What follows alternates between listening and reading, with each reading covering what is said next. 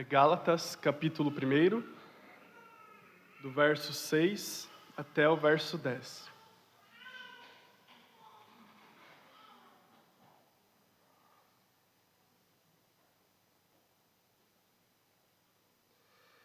Admira-me que estejais passando tão depressa daquele que vos chamou na graça de Cristo para outro evangelho, o qual não é outro, senão que há alguns que vos perturbam e querem perverter o evangelho de Cristo.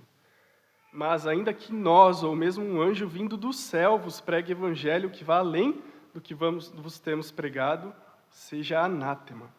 Assim como já dissemos, e agora repito, se alguém vos pregue evangelho que vá além daquele que recebestes, seja anátema.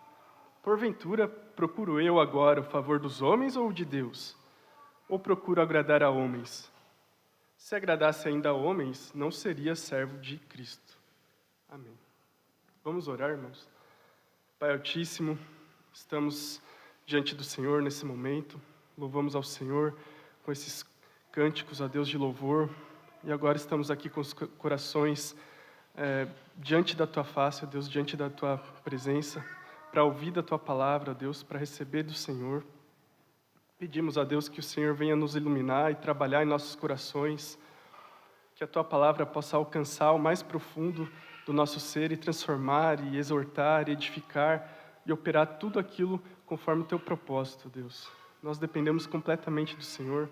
Vem nos guiar e nos socorrer a cada momento nessa noite, Deus. No nome de Jesus. Amém. Irmãos, o número de golpes financeiros tem sido alarmante. Uma última pesquisa mostrou que nos últimos 12 meses, mais de 8 milhões de brasileiros já relataram que sofreram algum tipo de golpe financeiro, que caíram em algum golpe e perderam dinheiro. Nós certamente conhecemos alguém, ou nós mesmos já caímos em algum tipo de golpe. Vemos com frequência pessoas que têm o seu contato clonado e essas pessoas ficam pedindo dinheiro, se passando por você, e as pessoas, muitas delas, às vezes acabam caindo naquele impulso, naquela pressão que o criminoso causa.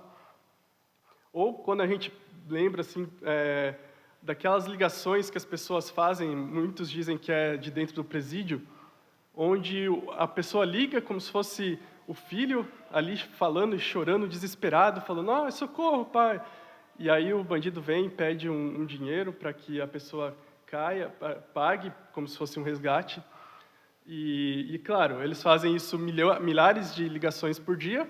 Numa delas vai coincidir exatamente da voz ser parecida, da situação ser uma situação próxima, e se aqueles bandidos conseguirem uma dessas por dia, ele já vai ter conseguido seu lucro. Mais um fato interessante aconteceu, uma inovação no mundo do crime, nesse ano, em janeiro.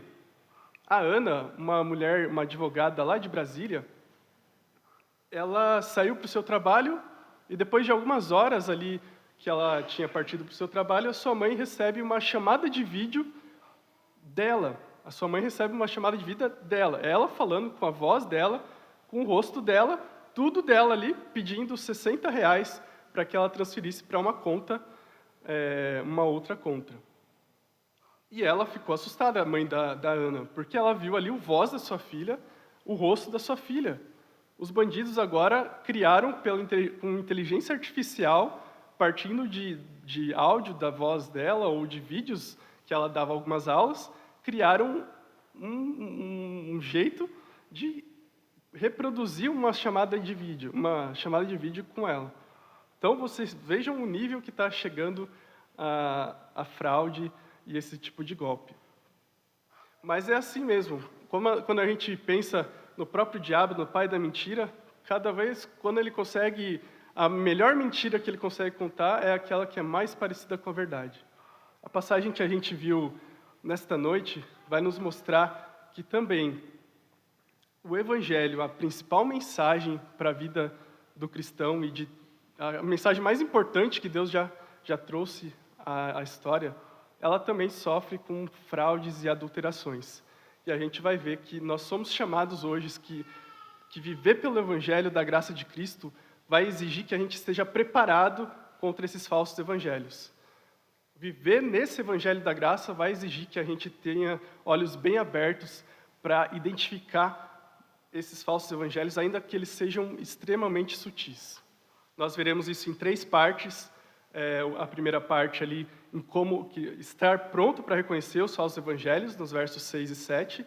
A gente vai ver que a gente é chamado a estar pronto também para abominar, para rejeitar esses falsos evangelhos, nos versos 8 e 9. E nós vamos ver também, por fim, que somos chamados a estar pronto para resistir aos falsos evangelhos, no verso 10. Agora, começando ali no verso 6 e 7, a gente vê que o contexto dessa carta, ele é bem peculiar.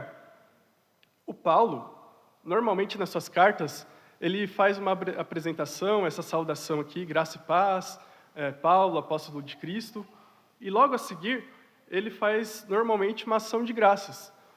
Dou graças a vós, porque eu tenho ouvido da vossa fé. Ele faz isso em cada carta que ele escreve, Corinto, Colossenses, Romanos. Até os próprios coríntios, que deram tanto trabalho para ele, têm essa ação de graça. Aqui em Gálatas, o Paulo não coloca essa ação de graça. Pelo contrário, ele já inicia falando ali no verso 6, admira-me que estáis passando tão depressa daquele que vos chamou da graça de Cristo. Ou seja, ao invés de ação de graça aqui, ele já começa trazendo a cajadada logo, já trazendo o problema que estava afligindo ele de tão grandemente. E por que essa urgência? Lá na primeira viagem missionária de Paulo, que quando ele visitou essa região aqui da Galácia, lá em Atos 13, 14, o Paulo pregou ali naquela região e foi assim, uma viagem missionária, ao mesmo tempo que foi bem sucedida, muitos convertidos, igrejas plantadas, houve uma grande perseguição contra o Paulo. E esses gálatas, eles estavam ali, eles acompanharam tudo. Eles viram como os judeus iam de cidade em cidade ali, iam perseguindo Paulo, eles iam atrás dele. Na última parada dele ali, chegaram a apedrejar e deram Paulo como morto. Então, a expectativa do Paulo era que esses gálatas iam estar firmados. Mas logo após a partida do Paulo, eles já estavam dando ouvidos a falsos mestres. E o que esses falsos mestres pregavam?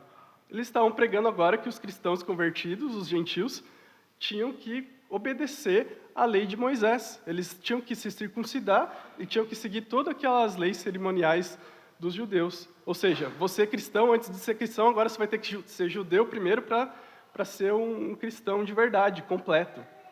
Então, Paulo estava muito revoltado. A linguagem dele mostra uma urgência muito grande.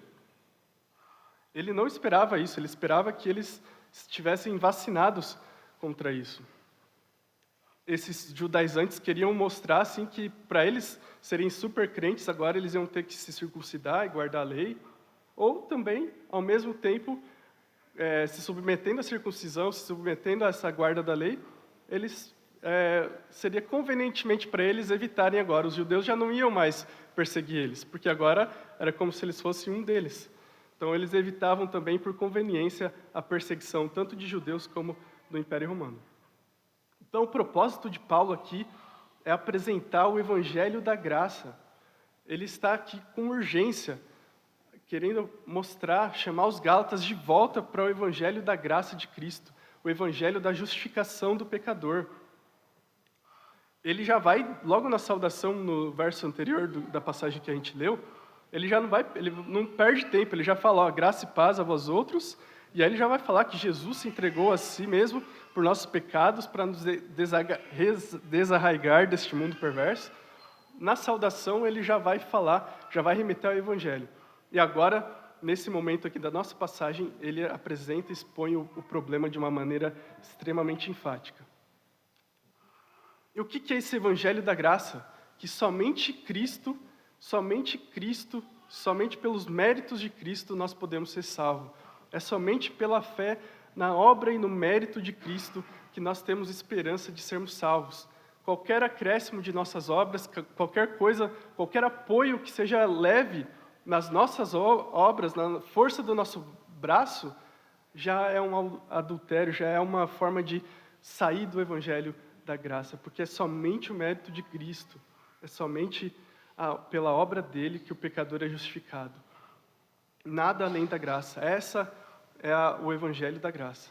A doutrina da justificação é uma doutrina que o Paulo vai trazer aqui para mostrar como é prejudicial o que esses judaizantes estavam ensinando.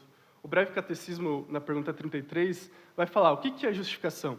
A justificação seria esse ato livre da graça de Deus, no qual ele nos perdoa dos nossos pecados, nos aceita como justos diante de si, e somente por causa da justiça de Cristo a nós imputada e recebida só pela fé. É somente por causa da justiça de Cristo a nós imputada. Nada além disso. Só a justiça de Cristo. E essa justiça é recebida pela fé. Agora perceba que a nossa passagem vai mostrar o perigo desses falsos evangelhos. É aqui que está a urgência. Um desvio do evangelho é perder tudo. Aqui no verso 6 vai falar, olha, admira-me que estejais passando tão depressa daquele que vos chamou na graça de Cristo para outro evangelho. E aí ele vai falar, o qual não é outro, senão que há alguns que vos perturbam e querem perverter o evangelho de Cristo. Então, um falso evangelho te desvia do próprio Cristo, daquele que vos chamou na graça. É perder o próprio Cristo, é decair da graça. E também esse perverter o evangelho dá a ideia de uma reversão. É a ideia assim, que é algo totalmente diferente, é algo que você não pode nem chamar de um outro evangelho, porque não é nem evangelho. É algo totalmente diferente. É uma outra religião.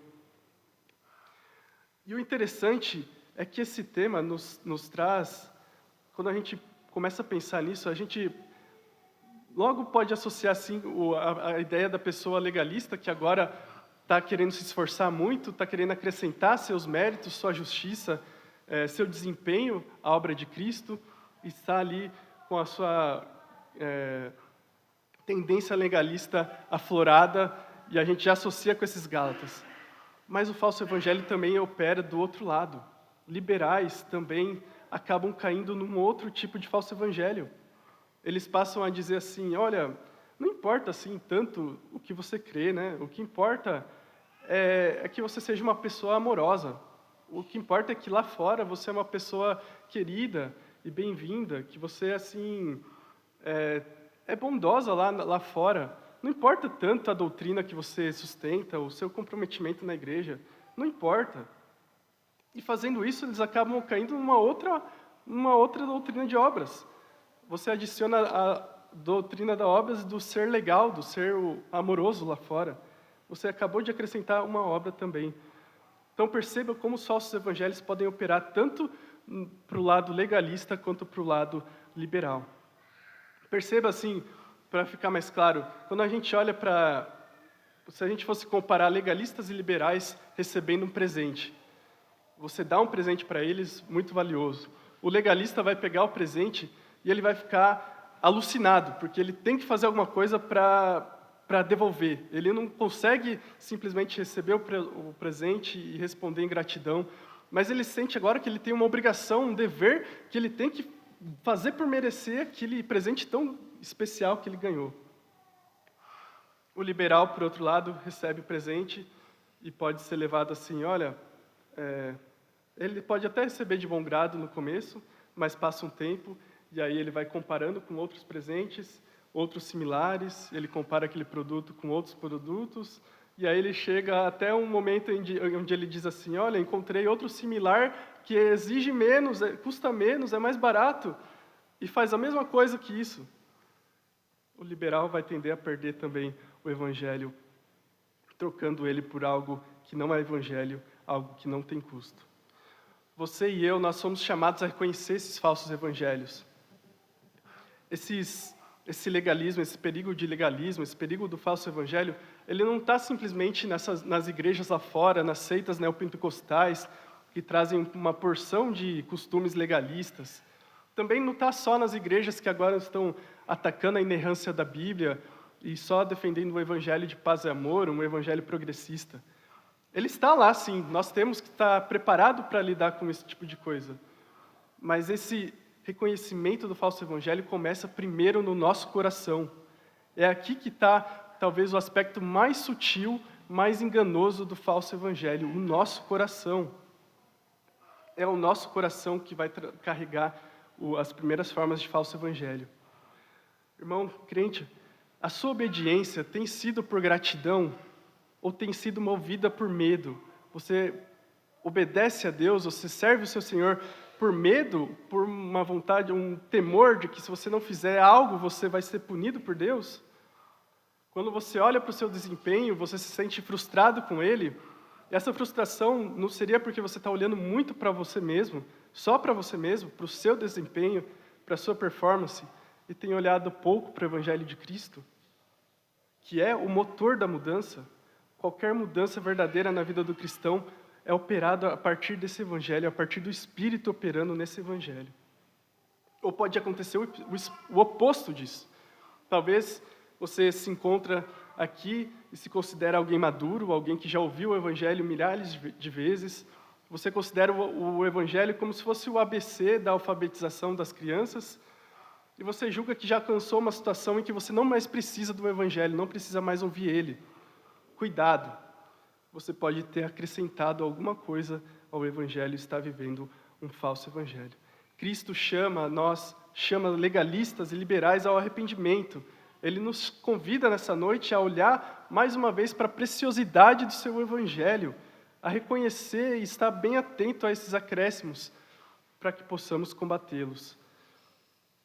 Mas como nós vamos ver agora, não é apenas reconhecer eles. Apenas reconhecer é a primeira parte. Nós precisamos ir além do mero reconhecimento. Nós somos chamados também nessa passagem a abominar os falsos evangelhos. A linguagem é forte, abominar, porque o próprio Paulo usa uma linguagem talvez mais forte ainda.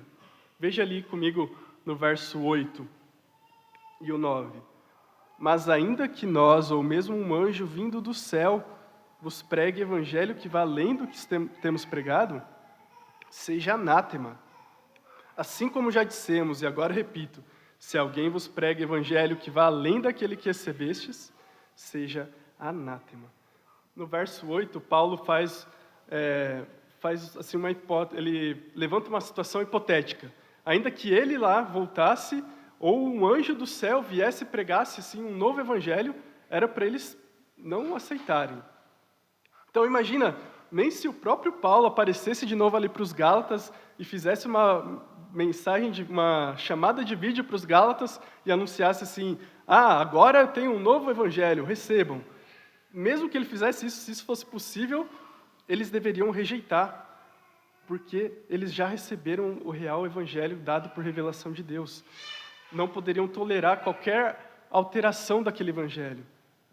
No verso 9, o Paulo já fala, realmente, ele já não está levantando um caso hipotético, ele já está falando como se fosse no presente ali, usando o indicativo, né? Assim como já dissemos, se alguém vos prega, mostra o indicativo, alguém que está pregando, alguém ou um grupo que está pregando ali. Percebam que a urgência de Paulo aqui é vista nessa repetição. Os 2 versículos, ele praticamente repete a sua mensagem para enfatizar o quão bravo ou o quão sério era a sua advertência. E perceba que ao colocar ele ali no meio, ele está mostrando que a própria autoridade apostólica dele estava debaixo da autoridade do Evangelho. É a autoridade do Evangelho que dá base para ele ser apóstolo, não o contrário. Não é a igreja que dá base para o Evangelho, é o Evangelho que dá base, que é a sustentação de tudo. E perceba como é importante preservar esse Evangelho. Agora, uma explicação sobre a palavra aqui, o seja anátema. Seja anátema, ele está literalmente invocando uma maldição. Seja maldito, seja amaldiçoado. A ideia é uma palavra extremamente forte para você falar sobre algo assim destinado à destruição, algo destinado à condenação. Ela poderia ter o sentido assim dos animais lá no Antigo Testamento que eles levavam para o sacrifício. Esses animais eram anátema, que eles eram destinados a serem sacrificados. Então eles não voltariam, eles iam para ser destruído, para ser ofertado ali no templo, eles não voltariam. Então, daí que vem a ideia de anátema como algo destinado à destruição, algo destinado à condenação. E por que essa rejeição tão forte? Imagine aquele caso que a gente viu, aquele presente lá do primeiro ponto. Imagine que aquele presente é um remédio para a cura do câncer ou para o tratamento do câncer. Alguém vai lá e adultera aqueles ingredientes daquele remédio para benefício próprio. Pessoas passam a morrer por causa daquela adulteração, por causa daquela modificação. Pessoas passam a morrer. Você não ficaria revoltado com alguém que faz isso, que pega um remédio para tratar algo tão importante e simplesmente adultera por ganância? Isso é revoltante. Você está literalmente matando pessoas por ganância. Da mesma forma, irmãos, acrescentar ou alterar algo ao Evangelho é algo terrível. É algo assim que não somente está envolvendo um tratamento de uma doença física, mas é o destino eterno que está em jogo. Esse presente do Evangelho, ele é precioso demais para a gente brincar com falsificações, ou brincar até com quem prega essas falsificações. Esse presente envolveu o sacrifício do Cordeiro antes da fundação do mundo. O Cordeiro que foi morto antes da fundação do mundo. Na cruz, nosso Senhor, ele se fez maldito. Foi separado do Pai, da comunhão perfeita que havia no Pai. Cristo foi feito maldito para que nós, você e eu, pudéssemos ser abençoados eternamente pelo Evangelho dele. E ele ainda deixou o Espírito para nos conduzir, nos guiar até o fim, para garantir o nosso caminho até o fim, a nossa perseverança. Como é que a gente não vai abominar tudo aquilo que distorce uma tão grande salvação? Como a gente não vai abominar, rejeitar fortemente algo que vai alterar aquilo que há de mais precioso, aquilo de mais importante que a alma humana, o ser humano pode receber de Deus? Meu irmão, não brinque com o falso evangelho. Ele pode parecer inofensivo, pode parecer uma mera questão de brincadeira com doutrina, ou uma doutrina certa, ou algo secundário para você, mas muita coisa está em jogo. O verdadeiro evangelho está em jogo quando nós brincamos de acrescentar algo, ainda que seja uma vírgula, ao Evangelho de Cristo. Os falsos evangelhos também nos chamam ou nos trazem atenção que nós precisamos estar prontos para resistir seus apelos. Eles também são extremamente atraentes, são extremamente convenientes, e é por isso que eles ganham um poder ainda maior. O verso 10 da nossa passagem vai mostrar isso. Paulo está falando aqui. Porventura, procuro eu agora o favor dos homens ou de Deus? Ou procuro agradar a homens? Se agradasse ainda a homens, não seria servo de Cristo. Perceba que esses judaizantes, eles estavam pregando para as pessoas se circuncidarem, e quando elas fazem isso, elas já na hora, como a gente já falou no começo, elas deixariam de ter a oposição e a perseguição dos judeus. Elas seriam consideradas como os judeus, já evitariam uma boa dose de problemas ali, porque os judeus estavam bem ativos em perseguir aquela igreja nascente. E também tinha a situação de que os judeus tinham liberdade religiosa perante o Império Romano. O cristianismo surgindo ali, ficava naquela dúvida. O Império Romano não garantia liberdade religiosa, não havia nenhum tipo de coisa nesse sentido, apenas para os judeus era garantido isso. Então, guardar a lei, a circuncisão, era um modo bem conveniente de você evitar grande parte da perseguição naquela época. E o Paulo fala aqui nessa passagem ainda que, dando a entender que a sua vida anterior como judeu, se ele ainda estivesse tentando agradar a homens, ele ainda estaria vivendo como um judeu que ele foi outrora. Ele estaria procurando agradar aos judeus e continuando perseguindo a igreja de Cristo. Meus irmãos, o nosso mundo hoje em dia, ele também apresenta vários evangelhos, vários falsos evangelhos seculares. E eles crescem cada vez mais no seu ativismo, na sua força, na sua revolta. Nós percebemos falsos evangelhos, seja nos movimentos feministas, movimentos LGBTs, nós percebemos que o mundo está se apoiando cada vez mais em falsos evangelhos que prometem falsas salvações, falsas promessas ou falsas análises de problemas e falsos oferecimentos de redenção, mostrando, apontando até de uma maneira bem sutil, como se fosse só uma questão de igualdade, como se fosse só uma questão de amor aos oprimidos. Mas esses falsos evangelhos são cada vez mais militantes, cada vez mais agressivos contra a própria fé cristã. E a tentação é cada vez maior da própria igreja se tornar ou querer ser conveniente, querer temer e assim concordar para agradar, para não ser oposição. É extremamente mais confortável a gente procurar uma forma de concordar para não ter problema. Assim como eles eram tentados pela circuncisão a concordar para evitar perseguição. Diante disso, meus irmãos, assim, nós somos chamados então pela palavra a procurar então a quem nós estamos tentando agradar, a quem você está tentando agradar, a você mesmo. Você tem tentado agradar a você mesmo, aos outros, às outras pessoas? A boa nova para você é um salário melhor, é a estabilidade, é ter mais dinheiro, é um romance novo. A boa nova para você é uma dessas ideologias que te fazem um militante, um ativista. Cristo foi rejeitado, Cristo foi escarnecido, Cristo foi humilhado para que nós recebêssemos a aprovação do próprio Deus.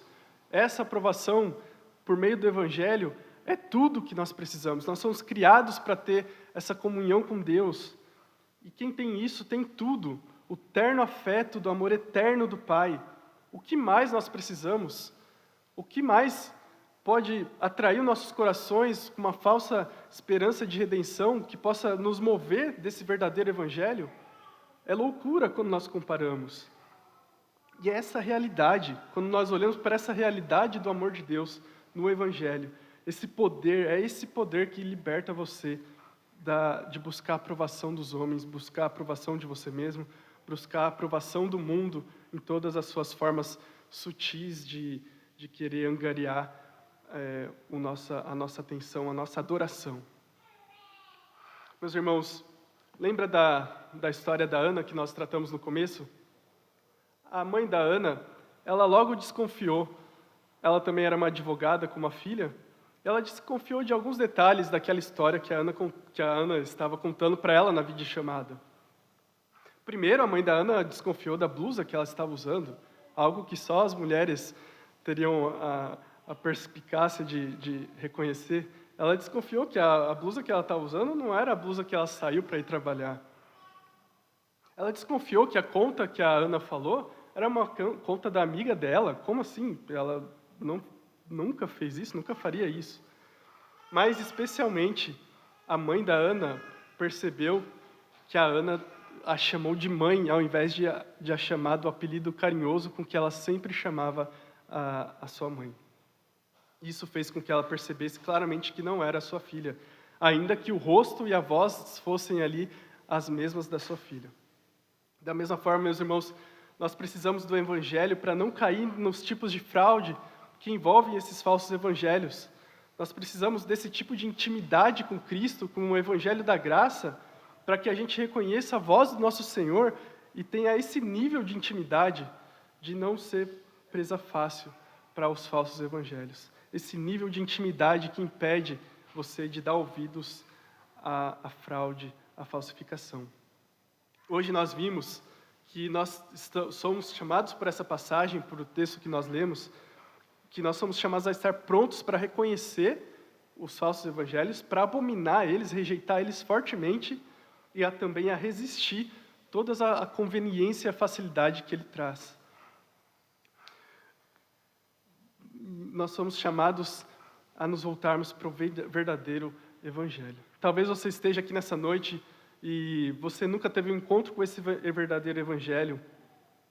Você nunca experimentou essa boa nova de salvação. Você ainda está preso nos seus pecados e lutando com muita culpa, com muita condenação, numa vida que não vai para frente. Mas esse evangelho, ele está disponível ainda hoje. Esse evangelho te chama, Jesus te chama ao arrependimento, a se arrepender dos seus pecados e a pela fé confiar toda a sua vida a essas boas novas do perdão que há em Cristo, a essa justificação que há em Cristo, a essa justiça que pode ser imputada a você nesta noite, se confiar a sua vida toda a esse Evangelho. Essa mensagem também nos chama, nós crentes, nós precisamos ouvir e pregar esse Evangelho a cada dia. Ouvir o Evangelho, pregar o Evangelho não é apenas para uma sala de catecúmenos que você faz durante alguns meses e pronto, agora você já está preparado para coisas mais sólidas. O Evangelho é para ser ouvido e pregado a cada dia. É só assim que a gente vai ser capacitado por Deus a fugir dos falsos, a fugir das sutilezas, a fugir dos encantamentos que cada vez vão ser mais inovadores, enganadores, para roubar o nosso coração, roubar a nossa adoração do verdadeiro e precioso Evangelho de Cristo. Amém, irmãos? Que Deus possa nos ajudar e a operar essa graça em nossos corações. Vamos orar? Pai Altíssimo, nós louvamos ao Senhor por esta noite, louvamos ao Senhor por essa porção da Tua Palavra, glorificamos ao Senhor por tão grande e preciosa salvação no Evangelho de Cristo, na graça e na paz que temos no Senhor, que só pode ser encontrada por meio da Tua obra e dos Teus méritos, ó Deus. Oramos a Deus para que, pelo poder do Espírito Santo, os nossos corações venham repousar somente nessa graça, somente nesse Evangelho, em nada mais, em nenhum tipo de acréscimo, seja para nos tornar legalistas, seja para nos tornar liberais, que o Teu Evangelho seja o centro do nosso coração, o verdadeiro Evangelho, ó Deus. Nos mantém nessa graça, ó Deus, por Tua bondade, ó Deus, e por Tua obra em nós a cada dia, Senhor. Nos ajuda a pregarmos esse Evangelho, a vivermos esse Evangelho a cada dia, para a glória do Teu nome, para que tenhamos vidas que realmente glorifiquem o Senhor e sejam luz nesse mundo de trevas, ó Deus. No nome de Jesus nós oramos, Senhor. Amém.